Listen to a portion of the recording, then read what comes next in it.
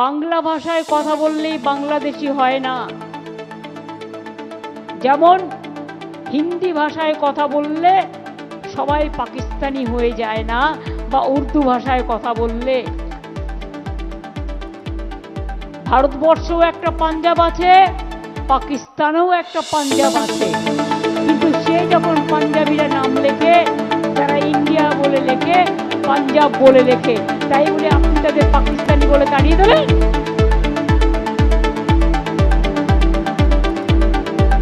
যে যেখানে কাজ করতে যাচ্ছে সবাইকে বাংলাদেশি আখ্যা দেওয়া হচ্ছে।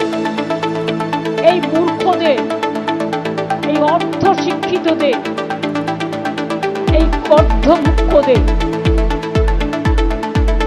মাথায় কখনো ছিলই না স্বাধীনতা आंदोलन तो करेनी। ये आजादी का आंदोलन का टाइम में बीजेपी कहा था, अंदर में था, जन्म में नहीं हुआ था।